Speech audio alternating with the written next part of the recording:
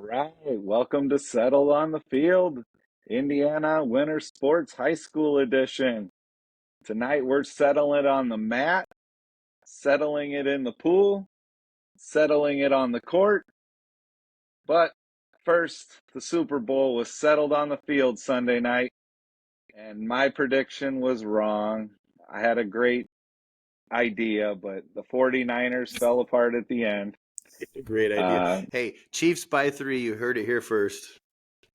It was anybody's game. It was anybody's game until the end. What a great game. Bill called Chiefs by 3. Liz, you called Chiefs by 3. I think I also called Chiefs by 3. I have it written down here somewhere. I'll update you in a moment. So that's pretty good. What'd you guys think? I thought it was a great game. You know, a good little matchup. I had two things stuck out to me is that the two best running backs in the NFL, CMC and Pacheco, both had a fumble. But guess what? They both recovered and contributed afterwards. They stuck in the game. They kept their head in there. The second thing would be the overtime. I know that there was questions on people did know the rules, but did the coach know the rule? And did his taking the ball first, did it really have to do with the defense being tired, or did he think he was going to drive down a score and win? I don't know. This is what I heard. He said that it would be the tiebreaker. They would have the ball first the second time around. So if they had scored first and the Chiefs came back and scored, then it goes to sudden death after that. So there's not another coin toss was reported. No. It goes to sudden death. So then he would have had the ball the third time. And if they had scored, it would have been game over.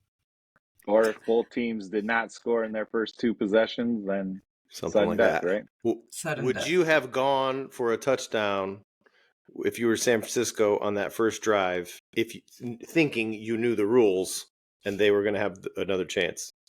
I mean, it's 3rd and 4, and if you don't get it, then Mahomes has to go 96 yards. I think that probably in hindsight would have been the better call. But their defense had been playing amazing all night, so, you know. They had them 4th and 1. They couldn't make the stop. I mean, it got settled on the field. I don't think you can blame. Settled on the field. No blaming anybody. You can't blame the coach. You can't blame the defense.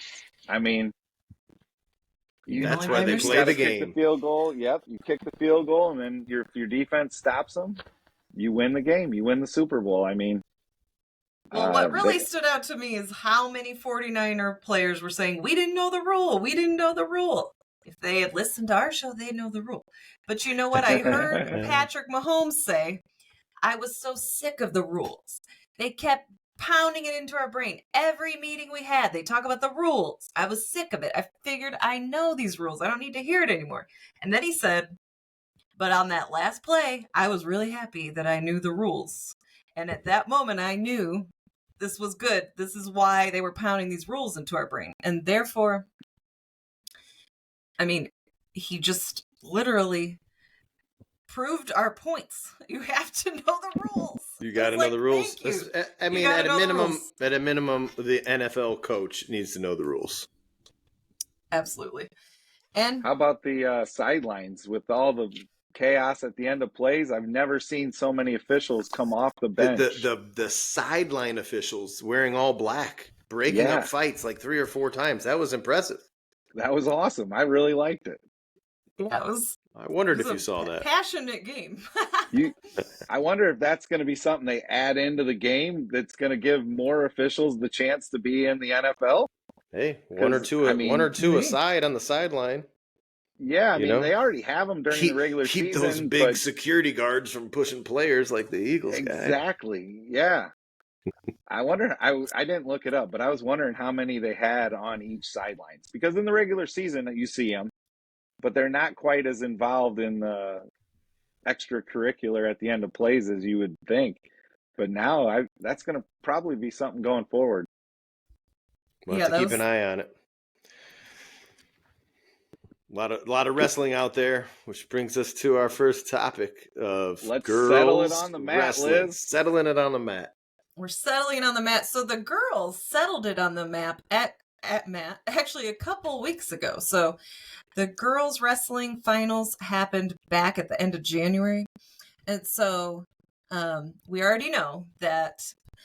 Nice. And I want to say that it was Brownsburg. not easy to find this information. But I think a part of that is that girls wrestling is not yet a recognized sport in Indiana. It is what they call an emerging sport. So girls wrestling and actually also boys volleyball are two emerging. What do you got to do to become a real sport or a sanctioned? So to become a sanctioned sport, you have to go through the process of at least 2 years as a emerging sport. And as of right now, you have to have 150 or more member schools participating. And a minimum of 40 schools from each district have to have sponsored a full program in that sport and have participated for at least 2 consecutive years. So as of right now, they are considering lowering it to 100 schools from 150. But that is currently the requirements. So both girls wrestling and, again, boys volleyball. Currently, there are 87 Indiana high schools that have boys volleyball programs, and at least 118 girls wrestling programs are out there. So they're very close. So we only need, 32 more wrestling programs to catch that 150? Yep. So Growing. That's cool. It's growing. Yeah. It's definitely a growing sport. It's catching on. Perry Meridian just started their own girls team. Last year they kind of had the girls mixed in with the boys. But now they've got their own team. So we're seeing this across the state. So hopefully that will happen for them, at least if not this year, the following year. So especially with all the boys programs being so big as they are in Indiana. So I'm just going to give a shout out to some of our girls state winners in the 130 weight class. Kira Tomlinson from Noblesville, she won. She was a senior. She brought down Aubrey Troutner of Huntington North. In the 140 weight class, Alexandra Bostic from Highland won over Ava Allen of Silver Creek. And in the 155 weight class, Mallory Winner from Jay County, she took down Jay County. Reagan Trineri from Eastside.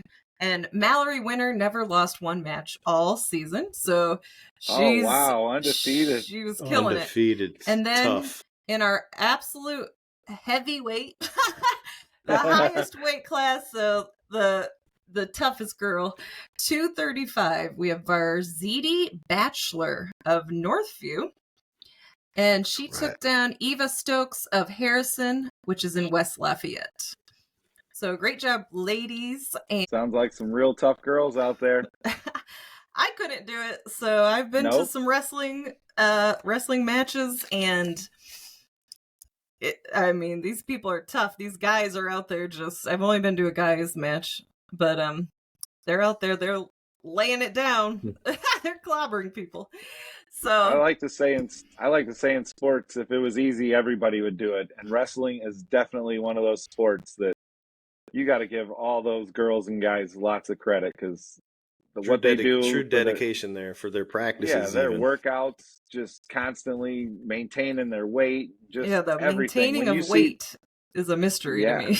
How's that maintaining a weight going for you today? I don't know. Think about it. Yeah. I don't know. I ate a king cake or something in honor of Mardi Gras. I had at least a slice. Nice. Hey, well, you want me to hop in about the boys? Yeah, I think this is boys wrestling this weekend. So state's coming up is this weekend. It's the 16th and 17th. It's going to be down in Evansville. I did a little research and I found a couple things. Finding information, you've got to be in the know. And in the state of Indiana, there's a couple places you want to go. So the ihsaa.org will have information about the wrestling tournament. If you slide down to wrestling, there's a lots of information about Evansville. There's a welcome website to know before you go, like where you can park, etc. But a couple websites you're going to either need to be familiar with or all those wrestling families already know is indianamat.com. I mean, there's a lot of information. It's got articles. There's information about almost each kid. And then another one, if you want to watch some of the wrestling, is Flow Wrestling. Flow Wrestling is a pay for a subscription. But I'm going to talk about the state bracket. If some of these individual sports, we talked about how can one individual win and then put your name in Brownsburg as a state champion. So did they have multiple people at state, or was it just the best performer, or did they do points for the team? I'm looking at the state finals here in 14 different classes. There's 16 people in every class. So that's a total like 224 kids are going to state this weekend. That's pretty awesome. What's the lightest weight class? 106. 106. And I'm gonna start off with my 106 person to watch, and that is a freshman out of Delta, Jensen Boyd, coming in at 39-0 at 106. 39-0. That boy coming Jensen in as a freshman. I can't wait to see how many times he goes back to state. If you look at the Indiana mat and the brackets, which we'll post up in the comments here, is you'll see at the bottom of each weight class is like it gives a little blurb about past state experience, and most of them might have been a qualifier in 2022 or 2023, but there's only like 3 or 4 per weight class. But it's pretty impressive. People get to go back to back. I'm gonna name a couple of their names here. There's 2 other people that I saw that were undefeated. I think there's a couple more, but these are just different weight classes. So if I miss you, don't be mad. But at 35-0 is Tylen Thrine, who's a sophomore. 35-0 out of Newcastle at 1. A little shout out to Plymouth. The Pilgrims coming in with a senior who's 46-2. And now I know he's not undefeated, Wesley Smith, but at 46-2, think of the amount of matches that is. That's 48 compared to someone who's 35-0. I mean, I just can't. Like, you don't play that many basketball games. You definitely don't play that many football games. Almost any sport, you get to 48 matches. Right. So he's probably doing those tournaments on the weekend where he's wrestling 4, 6, 7 times. Yeah. That's impressive. Here, another young buck, sophomore, Jeffrey Hoivart. Sorry if I mispronounced that, Mr. Havart. But 45-1 in the 149 weight class out of New Prairie. Then we got a guy who I got my eye on. I'm pretty sure he's going to take the title. Now, his record is 24-8. Zach Huckabee, a senior out of Perry Meridian. He's coming in at Zach. He's coming in at 165. But look, if you've got 8 losses but you've turned something on, you've turned a corner, you're going to state. So he's going to have that grind. He's going to have that mental attitude that he's not looking to get another L. He's looking for a state title. Huck's looking for that state. I think he went. Did he go last year? I want to say. I don't know. Don't know. While we're doing something else, I'll see if they annotated that in the past experience section. Now, Liz, you got a son named Isaiah? I do. And I got a son named Leo? I do. Oh, you do. And are they, would you say they're cool men? I'd say they're pretty cool. I might need to mention a cat named Isaiah Coolman who goes to Leo High School because he's a sophomore and he is in the heavyweight 285 class. And guess who's going to state with him? Probably his proud parents. And also his older brother, Eli, a senior at 190. Cool man. The Cool Man. The Cool Man crew brothers. From Leo. Okay, I'm starting to think they changed their last name because they knew they were going to be really good wrestlers. I got one more, and this is a little shout out to the reporter who wrote this up. His name is Jeremy Hines. He writes something with the hashtag Wrestling Wednesday, puts up some posts, and he did an article about a kid out of Batesville. His name is Max Amberger, 285. He's coming down to state. It's the first time that Batesville has a representative in the state wrestling for the past 31 years. So when he neat. won, Go he Batesville. came back. They had posters up, had a little parade for him and everything. And I'm sure they're going to send him off to state down there in Evansville with the looking for that title. Wow, that's amazing. The first time in 30 some years. That's amazing. All right, I'm rooting for him. Him and maybe Huck. There we go. We got some names, some different locations from across the state, and we'll get back to you with who pulls out the wins.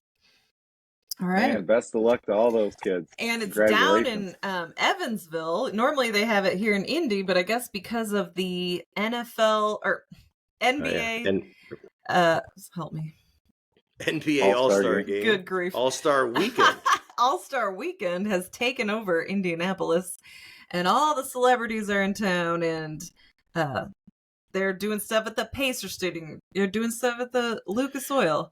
And so they had to send everybody all the way down to Evansville. So those people coming from up north, listen to us on your way down. Enjoy the ride. I got one follow-up because I just scrolled down, and in the 165 page, Zach Huckabee was a qualifier at 160 in 2022 and a qualifier 160 2023. He's going back at 24, 5 pounds heavier. Good luck. Let's go, Zach. Let's go, Huck. This is your year. Well, thank you for that recap. We're going to give you guys your winners when we learn them, and we'll be talking some. All this winter sports are starting to come to an end. We'll be rolling into spring sports, but now I'm going to give you a recap on what happened with the girls' state swimming championships. So, boys sectionals start this weekend. So, girls just finished up last weekend.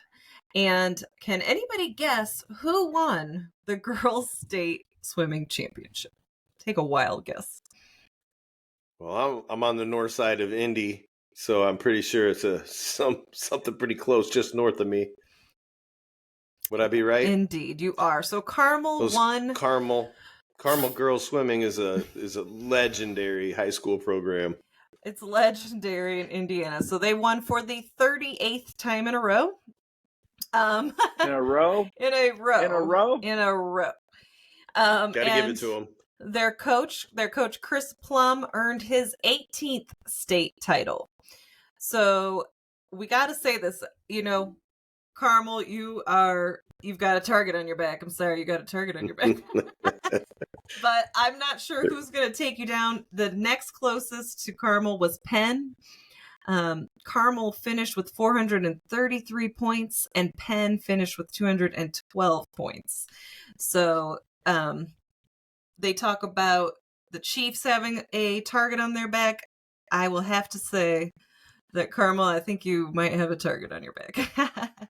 But we applaud you. That is amazing. That is nearly impossible to do. So good job to Carmel girls. And I'm going to give you just a few of the winners and a few shout outs. So, in the 50-yard freestyle, North Carolina commit Lillian Christensen of Penn broke the state record in the 50 free with a 21.72, and she broke the state record from last year, which was 21.93. So, which actually, so as a sophomore, she won it with a state record. Then as a junior, she lost to the girl who broke her state record. And then she came back and said it again. She said it again to win it this year. I love that. That's amazing. Awesome way to go out. That is an amazing way to go out. She said, "You're not taking my record." Okay. And just for comparison, the NCAA record is Maggie McNeil, a 23-year-old from Louisiana State University. She broke the NCAA record last spring with 20.79 seconds. So there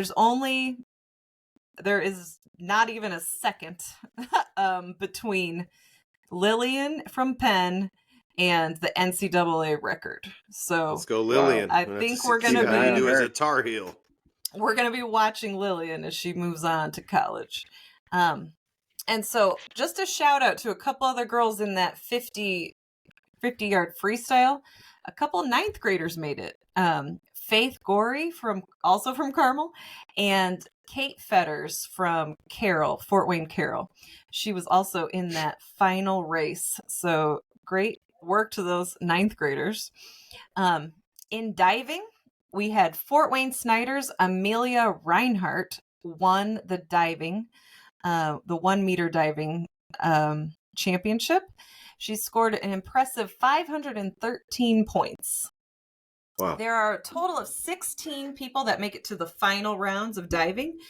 And so, again, just a few shout outs. I like to shout out these ninth graders: Lynette Hollingsworth from Homestead and Tatum Humphrey from Mooresville. Both ninth graders that made it to those final rounds. They were in 10th and 11th place overall. And we have to give a shout out to our John Adams Eagle, Kaylee Corbin. She ended up 17th place. So she just missed the finals and came in 17th place. All right, girl. Yeah, Kaylee. So she made it down there and she did a great job. She had a great showing. And just one more event I'll share with you. Again, Lillian Christensen from Penn in the 100-yard. She came in first in that as well. And I believe that she came in first in 3 different events. They won the 200 relay. The 200 relay, great. And so, which I think Adams was represented in the 200 relay. So I wanted to point out a couple of these smaller schools that were like at the lower end of these points, but with 94 points was Concord, 79 points Franklin Community, and 78 Wawasee. That's tough. Those smaller schools competing against the big 6A. I mean, that's impressive to make it there. Good job. Those Carmels, those Penns, those Center Groves, they are they dominate in so many sports. It's nice that you can win state. You don't have your team doesn't have to win. Just you can win. So that's the end for girls swimming. We'll be updating you on boys swimming as they round out their season. And now we're going to have a preview of the girls basketball state championships coming up.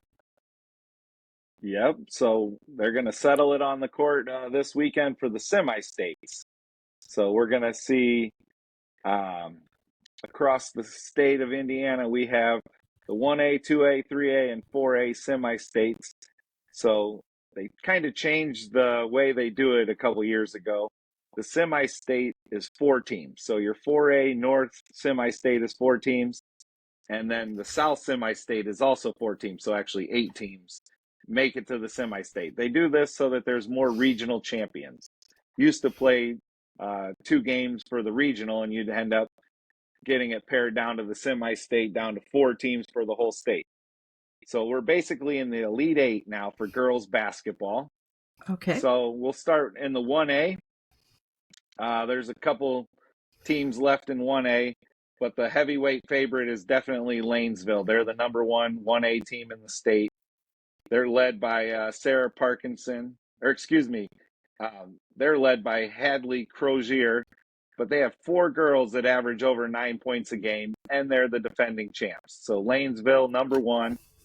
They're probably on a collision course for next weekend to run into Clinton Central.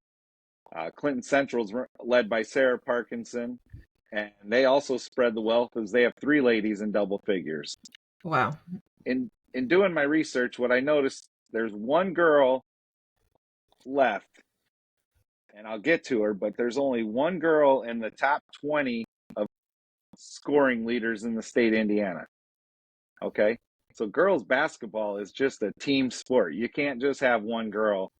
You know, we think back in the day, Skylar Diggins, carried her team, but she had a lot of girls around her as well. That was a well-rounded team. That was a deep team. So in doing the research, seeing who the state leaders in points were, it doesn't translate to state championship appearances. Interesting. I don't think if I could chime in, I just actually had a conversation, and I don't think it translates to any level of basketball. We saw Devin Booker drop 62 against the Pacers, and they lost. And then someone was talking about Curry going for over 48, and they lost. It's like you've got to get the rest of your teammate involved. Yeah, and that's what we're seeing definitely throughout the state.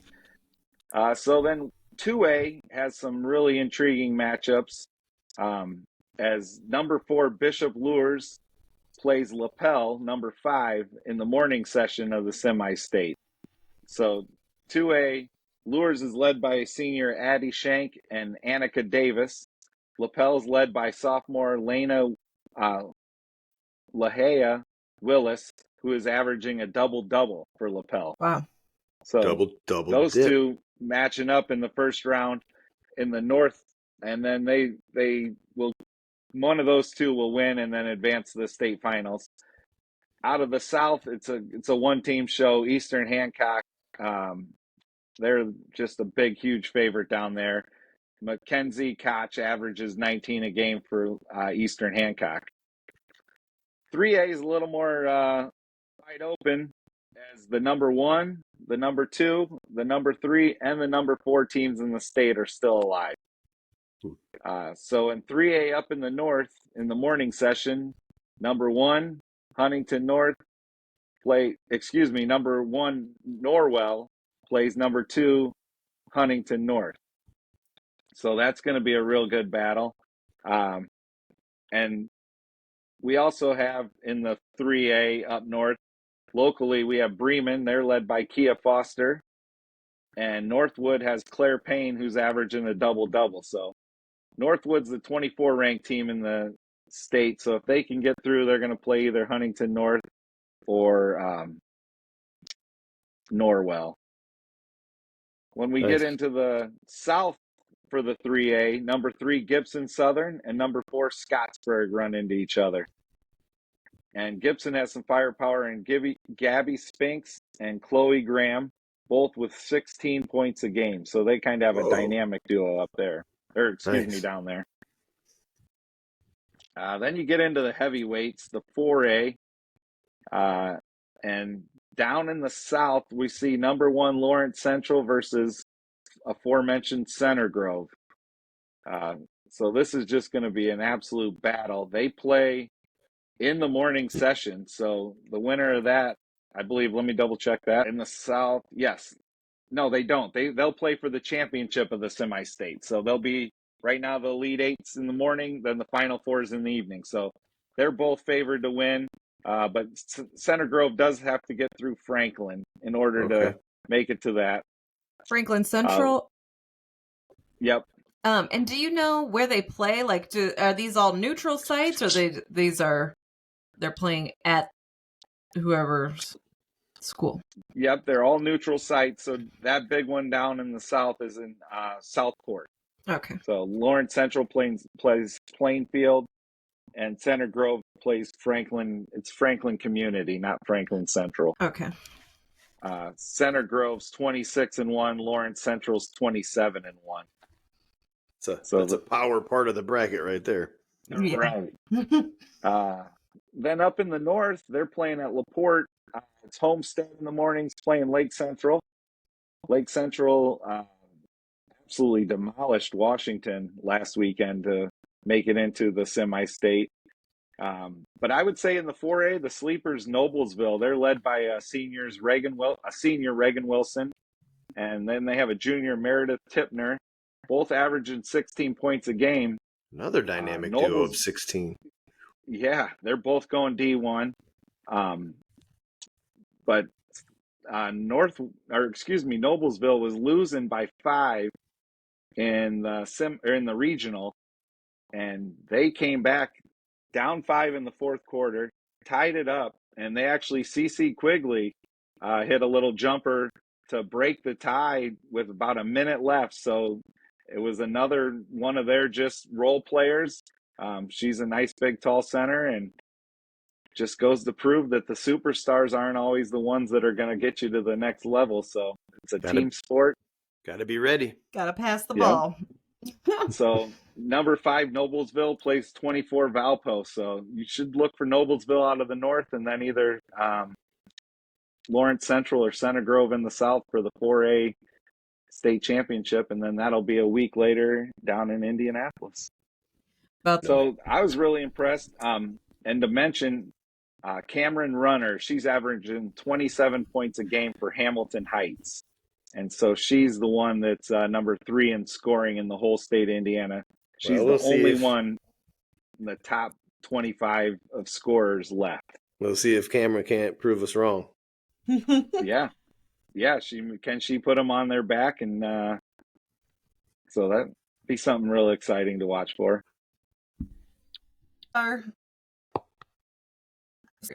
This is semi-state, and state will be next weekend. Yep. So semi-state, they play 2 in the morning, then the champions come back at night. So this is your true test of, His wills. Yeah, test of wills, test of endurance. And I mean, it's just interesting to see. I know Noblesville in their sectional had some really tough opponents just to get out of their sectional. I mean, How long has it been since Washington didn't come out of their sectional or regional? That's a good question. I think that's been a long time, I would think. But they've been on a little bit of a tear. But Lake Central, I want to say they won by 22, 25 points. It was a big win by Lake Central.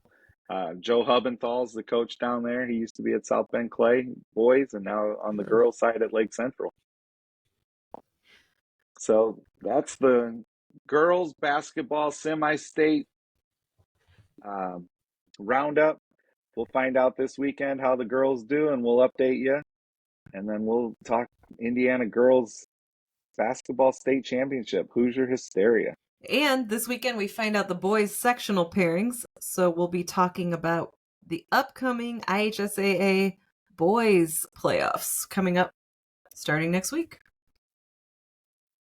Looking forward to that. Guys, that's a pretty good show. I mean, amazing. Carmel girls swimming, 38 championships in a row. Just unheard of. Unbelievable. But now you've heard it here. It's Settle It in the Pool. Settled in the drink. Keep dominating. See you next time. Peace. Watching this episode of Settle on the Field. To learn more, visit our website at settledonthefield.com. Please follow Settle on the Field at Instagram, X, Facebook, and make sure to subscribe to us on YouTube.